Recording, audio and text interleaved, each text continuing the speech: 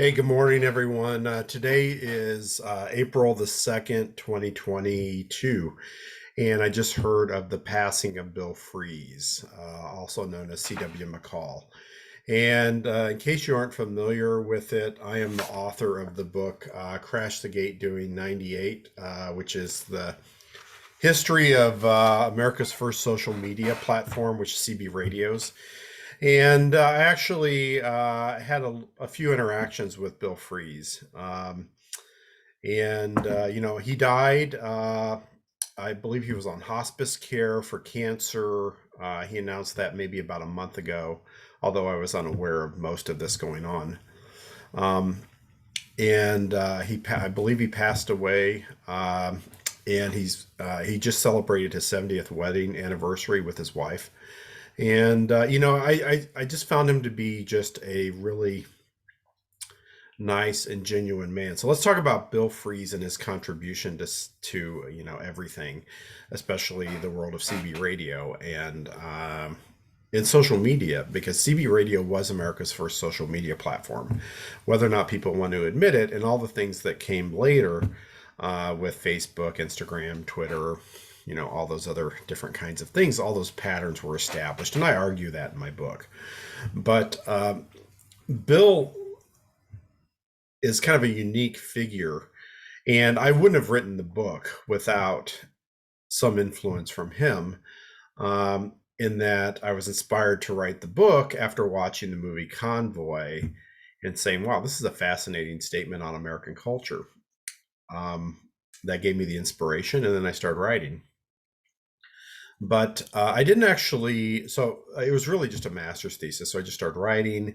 And then I was adding a chapter on popular culture, media, music, things like that, and the strong connection between music, trucking music, CB radio music, and how it relates to the rise of CB radio, and the different connections with the different radio personalities, how some radio DJs had CB radios in their studio so people could call in, request, things like that. But there were several specific CB radio artists who rose to prominence. Red Sovine was one of them. And Bill Fries is the other one. Now, Bill really didn't intend to become like the CB radio guy when he started out. He was really an advertising guy. And he tried to go to college. It didn't work out for him in the state of Iowa. So he eventually ended up taking a job in advertising in Iowa.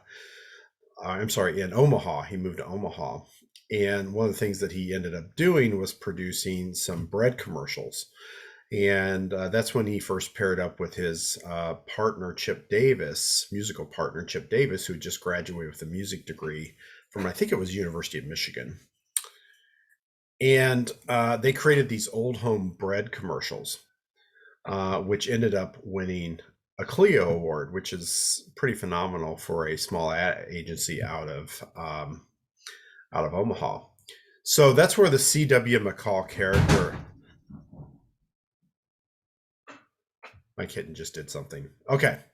So that's where the C.W. McCall character actually came from, was that persona that Bill developed while performing on the Old Home Bread commercials. And that's where the voice came from, kind of the Oklahoma accent, things like that.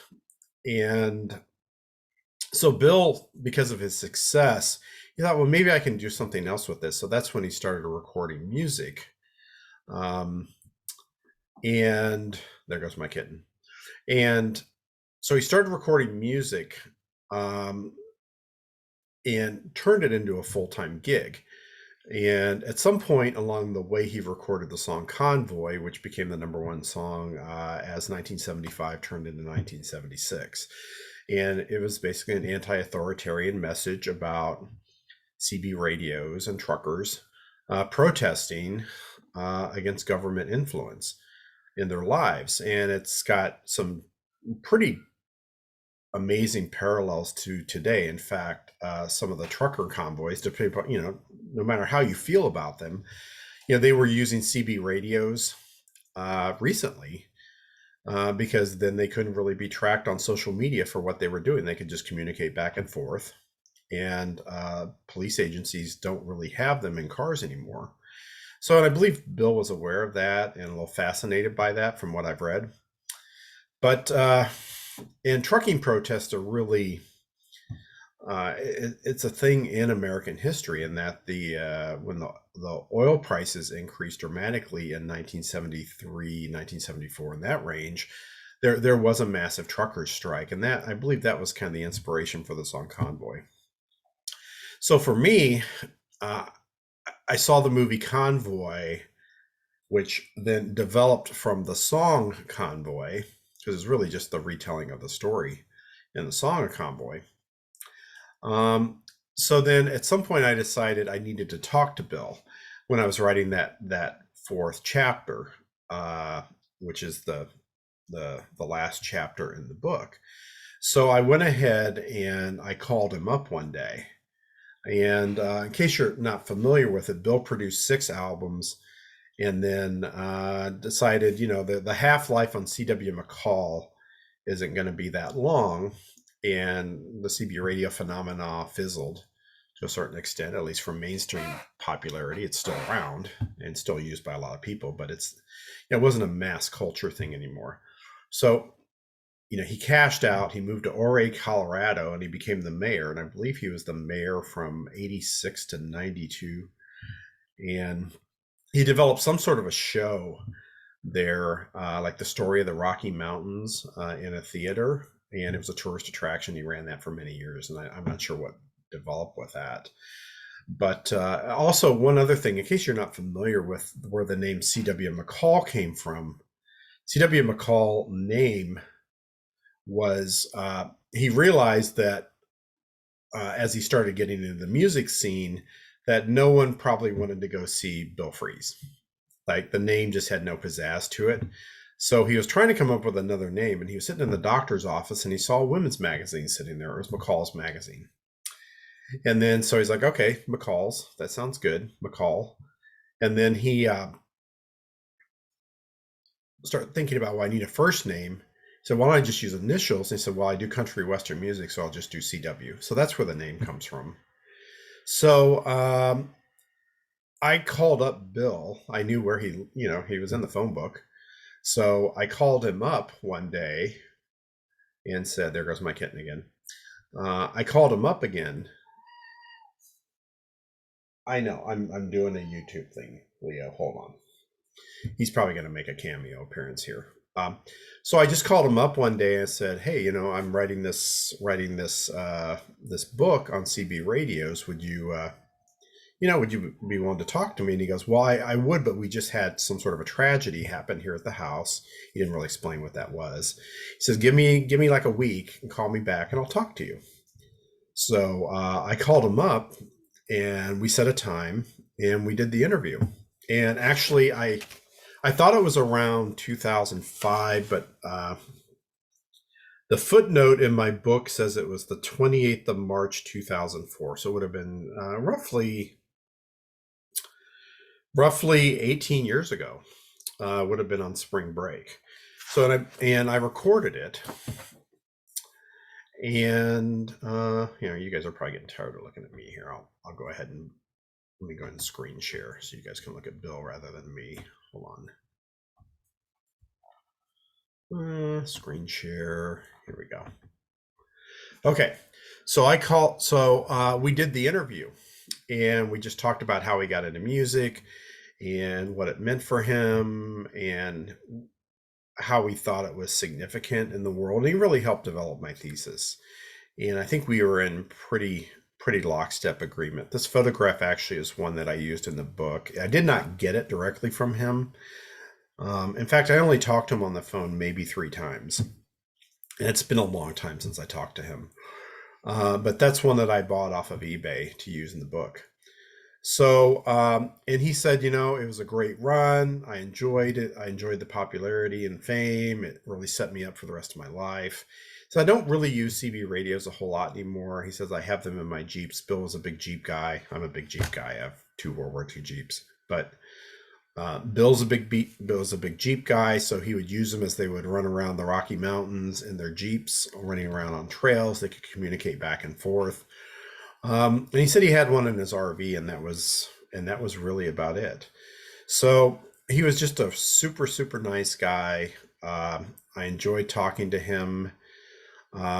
So when I finished the book, I actually sent him a copy of it, and that would have been 2 years ago, I think, 2.5 years ago. And I actually never heard back from him. Now, Bill was 90 years old at the time, so for whatever reason, he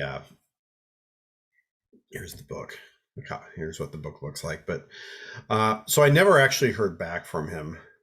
What he thought about it. I don't know if he read it, if he was even able to read at this point. The aging is not kind to the body, and he may have had vision problems. Who knows? Who knows what was going on at that point? But I mean, his thoughts and thesis were very deep in that book, and my thoughts were pretty lockstep with what he thought about things. So anyway, so that's kind of my story with Bill. It was 18 years ago, and he was just a super nice guy, and I really enjoyed talking to him. And he helped me. Well, he didn't have to. He didn't know me from anyone.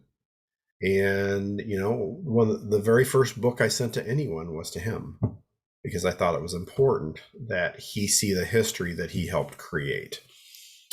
So, so if any of you are interested in the book itself, you can actually get it from here. This is lulu.com. And these are the four different books that I've written. Crash the Gate Doing 98 is the CB radio book. It lists at $19.99. If you want an autographed copy, you can go to eBay and just search under my name, and I have copies that I can sign and mail to you. The price is basically $20 versus $19. I charge a penny for my autograph, which is probably overcharging. And there's also a hard copy version of it for $31.99. And then I also have some other books. I have my Civil War book, which is the story of a doctor during the Civil War here in Boone County, Missouri, who got himself into a little bit of trouble, got himself arrested and thrown in prison, and released. And then my two World War II books, The Men of the Khaki Cloth, U.S. Army Chaplain Soldier Gear in World War II. It's really talks about what it took to become a U.S. Army chaplain, as well as the gear that they had.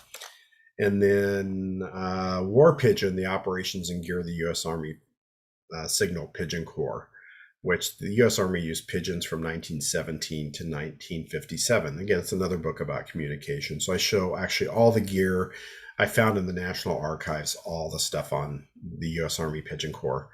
And that book has done very well.